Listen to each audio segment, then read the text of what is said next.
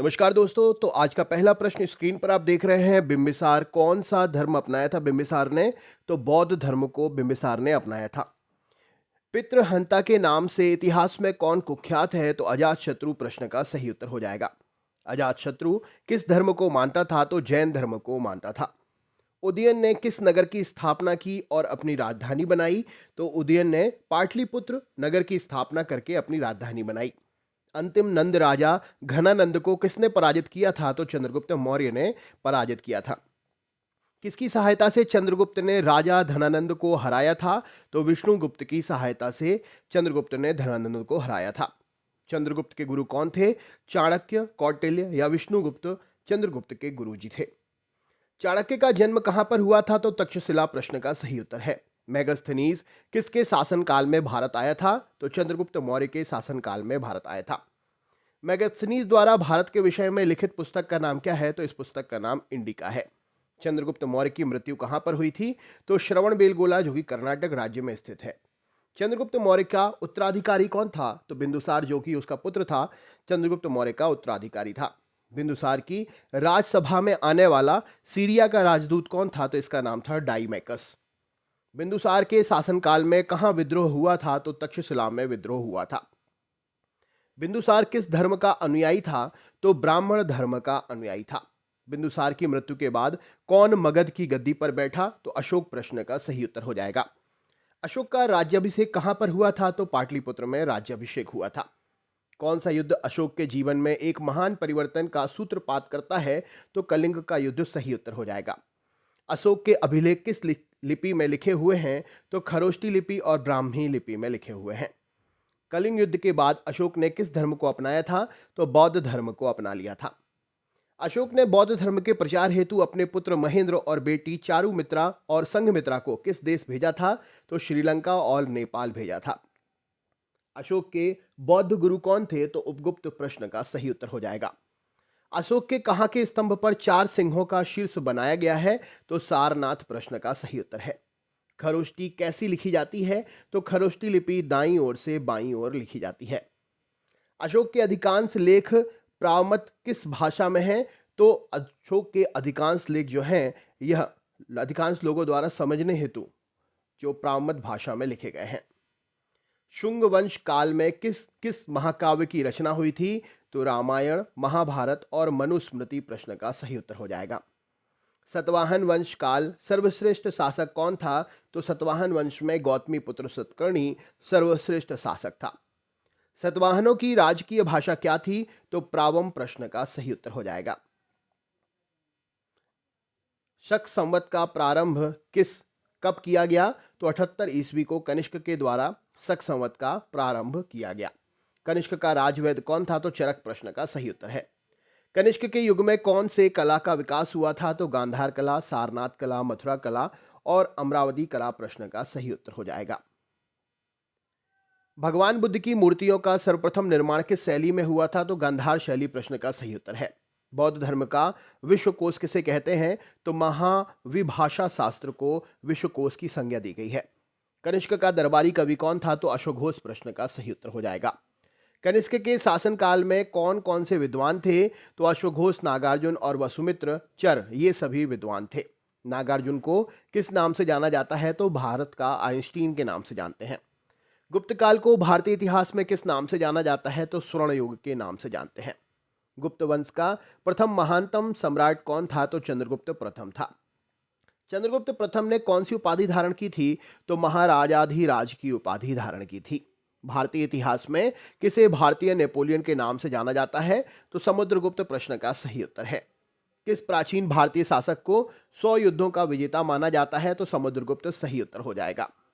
चंद्रगुप्त द्वितीय ने कौन सी उपाधि धारण की थी? तो विक्रमादित्य की उपाधि धारण की थी। चंद्रगुप्त द्वितीय शासनकाल में कौन सा चीनी यात्री आया था? तो फाहियान नामक चीनी यात्री आया था। चंद्रगुप्त द्वितीय के दरबार में प्रसिद्ध कवि और नाटककार कौन थे? तो कालिदास जी सही उत्तर हो जाएगा। चंद्रगुप्त द्वितीय के शासनकाल में प्रसिद्ध चिकित्सक कौन थे? तो धन्वंतरी जी सही उत्तर है। गुप्त काल में कौन से चित्र प्रमुख हैं? तो अजंता की गुफाओं के चित्र प्रमुख हैं। इतिहास का पिता किसे कहते हैं? तो हेरोडोट्स प्रश्न का सही उत्तर है। जिस काल में मानव की घटना का कोई लिखित वर्णन नहीं होता है, उस काल को किस नाम से जाना जाता है? तो वह प्रागैतिहासिक काल कहलाता है। मानव जीवन की घटनाओं का लिखित वर्णन कहाँ मिलता है? तो इतिहास में मिलता है। आग का आविष्कार किस युग में हुआ था? तो पुरापाषाण युग में हुआ था। पुरापाषाण युग में मानव की जीविका का मुख्य आधार क्या था? तो शिकार करना सही उत्तर है। पहिए का आविष्कार किस युग में हुआ था? तो नवपाषाण युग में हुआ था। हड़प्पा सभ्यता का प्रचलित नाम कौन सा है? तो सिंधु घाटी सभ्यता सही उत्तर है। सिंधु घाटी सभ्यता का काल क्या माना जाता है? तो 2500 ईसा पूर्व से 1750 ईसा पूर्व सही उत्तर है। सिंधु घाटी की सभ्यता में सर्वप्रथम घोड़े के अवशेष कहाँ मिले हैं? तो सुरकोटदा नामक स्थान पर मिले हैं। सिंधु की घाटी सभ्यता के लोगों का मुख्य व्यवसाय क्या था? तो व्यापार व्यवसाय था। हड़प्पा की सभ्यता किस युग की सभ्यता थी? तो यह एक कांस्य युगीन सभ्यता थी। सिंधु घाटी सभ्यता में घर किसके बने होते थे? तो ईंटों के बने होते थे।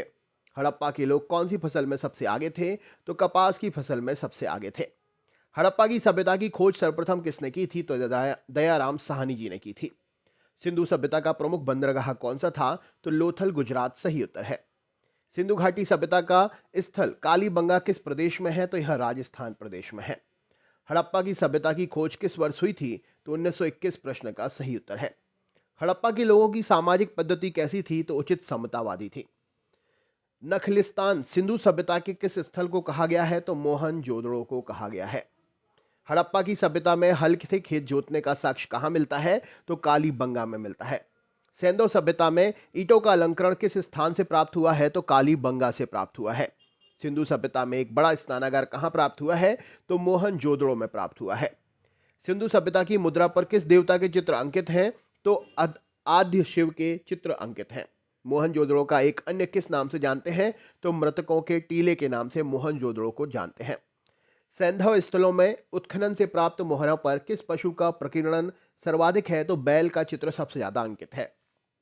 सिंधु सभ्यता का कौन सा स्थान भारत में है? तो लोथल सही उत्तर हो जाएगा। भारत में खोजा गया सबसे पुराना शहर कौन सा था? तो हड़प्पा सही उत्तर है।